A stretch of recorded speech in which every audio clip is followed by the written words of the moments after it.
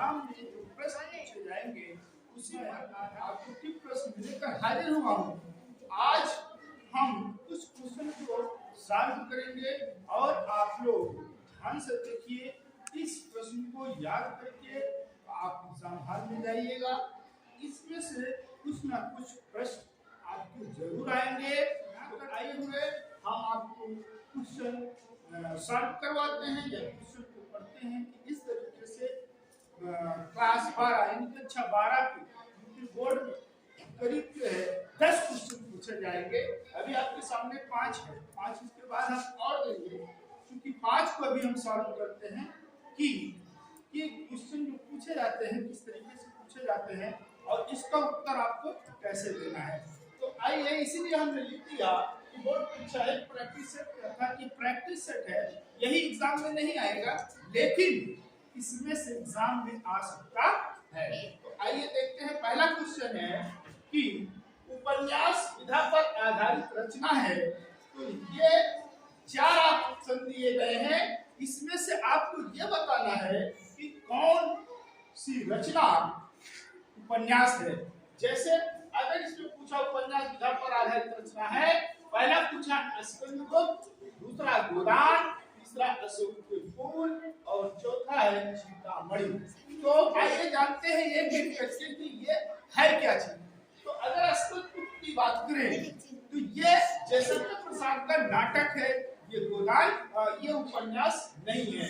दूसरे नंबर पर आता है गोदान, ये मुंशी प्रेमचंद का लिखा हुआ उपन्यास गोदान है। अर्थात आपके प्रश्न का जवाब यही है, गोदान। और तीसरे की बात करें अशोक के फूल, तो ये जो है अशोक के फूल एक निबंध है, इसको हजारी प्रसाद द्विवेदी ने लिखा है। और चौथा जो है चिंतामणि, ये भी निबंध संग्रह है, इसको लिखा है आचार्य रामचंद्र शुक्ल। तो आपने इसमें देखा एक नाटक है, एक उपन्यास है, ये निबंध है और ये भी निबंध है। तो इस प्रकार आप पहला क्वेश्चन समझ गए। दूसरे क्वेश्चन की बात करें, क्या भूलूं क्या याद करूं रचना किस विधा पर आधारित है। तो क्या भूलूं क्या याद करूं ये कई बार एग्जाम में पूछा गया है और ये बहुत ही फेमस रचना रही है। ये एक आत्मकथा है, वो भी हरिवंश राय बच्चन की आत्मकथा है। तो आइए देखते हैं कि कौन सी विधा इसमें दिया हुआ है। संस्मरण नहीं है, यात्रावृत्त भी नहीं है, डायरी भी नहीं है, ये केवल और केवल आत्मकथा है। किसकी आत्मकथा है? हरिवंश राय बच्चन की आत्मकथा है। और इसके दो और भाग हैं, उसको भी आप याद कर लीजिए, लेकिन ज्यादातर क्वेश्चन इसी पर आधारित पूछता है। तो आइए क्या नंबर देखें, यानी तीसरा क्वेश्चन, हिंदी का प्रथम मौलिक उपन्यास है। तो प्रथम मौलिक उपन्यास या हिंदी का पहला उपन्यास इस तरीके से भी पूछेगा तो भी आपका एक ही जवाब होना चाहिए, वो है परीक्षा गुरु।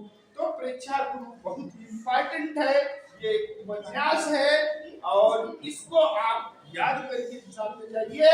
ये लिखा हुआ लाला श्रीनिवास दास की रचना है, परीक्षा गुरु। तो दूसरा है गोदान, ये प्रेमचंद का गुनाहों का देवता, धर्मी बाती और इस तरीके से चित्रलेखा भी उपन्यास है, ब्रह्मात्म। आइए हम देखें ख नंबर पर। ख नंबर लिखा है दीप जले शंख बजे विधा है।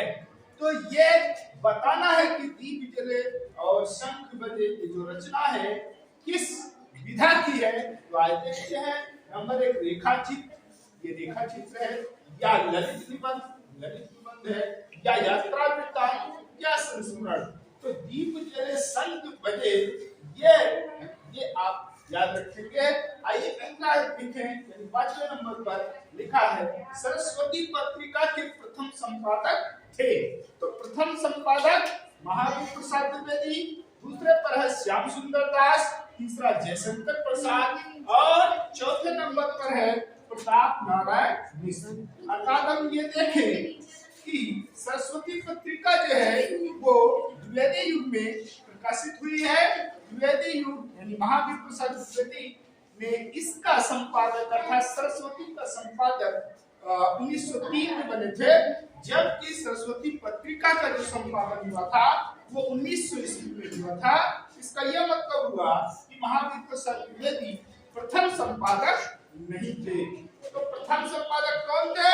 तो सरस्वती पत्रिका के प्रथम संपादक के रूप में आप श्याम सुंदर दास का नाम लीजिए। अर्थात ये 5वें क्वेश्चन का जो उत्तर है वो श्याम सुंदर दास बिल्कुल राइट आंसर होगा।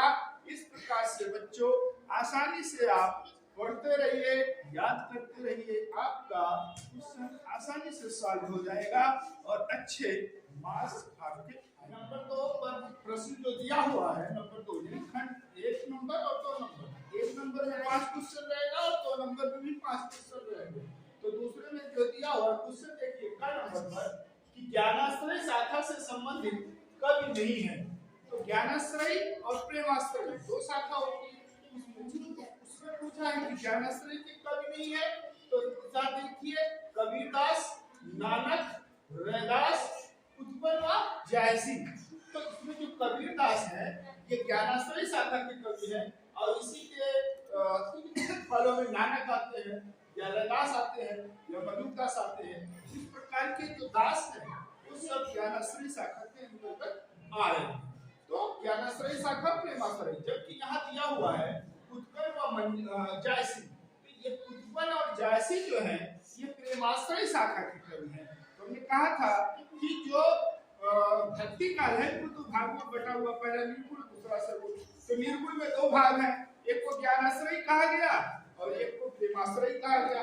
तो ज्ञानाश्रय में आपके कबीर है, नानक है, रैदास है, मलुकदास है, इस प्रकार आते हैं। जबकि जो प्रेमाश्रय शाखा है उसमें मलिक मोहम्मद जैसी है, कुतुबन है, मंजन है, उस्मान है, इस प्रकार से सूफी कवि आते हैं। ये हुआ। आपका दूसरे नंबर पे क्वेश्चन जो है ख नंबर पर है, किस कवि को राष्ट्र कवि की उपाधि से विभूषित किया गया है? तो आइए देखें क्वेश्चन क्या है। रामकुमार, क्वेश्चन तो बताइए, रामकुमार वर्मा, मैत्री शरण गुप्त और सुमित्रानंदन पद, फिर इधर है आपका निराला। इसमें जो राष्ट्र कवि की उपाधि दी गई है वो आप मैत्री शरण गुप्त को दिया गया है। अर्थात जब भी मैत्री शरण गुप्त का नाम लिखते हैं तो हम लिखते हैं कि राष्ट्र कवि मैत्री शरण गुप्त। तो मैत्री शरण गुप्त को राष्ट्र कवि की उपाधि दी गई है। फिर आज सेकंड नंबर का क्वेश्चन आपका उत्तर सही है। का नंबर में देखें, प्रयोगवादी काव्यधारा के जनक हैं। तो प्रयोगवाद काव्य जो है 1943 ईस्वी से शुरू हुआ था और इस काव्य 1943 के आपका प्रयोगवाद है, यहाँ से स्टार्ट हुआ था। और इसके जो जनक हैं वो जनक आपके, इसमें जो जनक है 7 कवियों को लेकर के एक संग्रह बनाया था और उस संग्रह को निकाला था आपका अज्ञेय ने। तो अर्थात कि जो अज्ञेय है प्रयोगवादी काव्यधारा के जनक कहलाते हैं। इन्होंने तार सप्तक निकाला था और तार सप्तक में 7 कवि हैं। तार सप्तक में कभी कभी ये पूछता है एग्जाम में कि तार सप्तक का प्रकाशन वर्ष क्या है? तो 1943 ईस्वी। प्रयोगवादी काव्यधारा कब से चली? 1943। या प्रयोगवाद की शुरुआत कब से हुई? 1943। तो ये आप याद रखिए। और प्रयोगवाद के जनक ये है, ये भी आपको याद रखना है। तो आइए घ नंबर देखें। घ नंबर में है रामधारी सिंह दिनकर को ज्ञानपीठ पुरस्कार मिला है, किस रचना पर मिला है? नंबर 1 कुरुक्षेत्र, नंबर 2 स्मृति, नंबर 3 उर्वशी, नंबर 4 हुंकार। तो आप इसमें देखे होंगे, याद का जीवन परिचय पढ़ा होगा, रचना पढ़ा होगा। तो उसमें सबसे फेमस रचना जो थी उर्वशी, उर्वशी पर ही ज्ञानपीठ का पुरस्कार दिया गया था। क्योंकि रचना फेमस है और आपकी कुरुक्षेत्र की बहुत ही फेमस रचना रही है। तो आइए देखें अंका नंबर यानी कि 5वें नंबर का क्वेश्चन लिखा है, कितनी नाव में कितनी बार कीर्ति है? तो ये रचना किसकी है इसकी बात कर रहा है जानन कि कितनी नाम में कितनी बार ये जो रचना है वो किसकी है? तो ना कि हरबंसरा बच्चन की है, ना तो सुमित्रानंदन पंत की है, ना कि गिरिजा कुमार माथुर की है। ये रचना अज्ञे जी की है और बहुत फेमस रचना है। तो आइए बच्चों, हमारे चैनल को सब्सक्राइब कीजिए, लाइक कीजिए, शेयर कीजिए। धन्यवाद।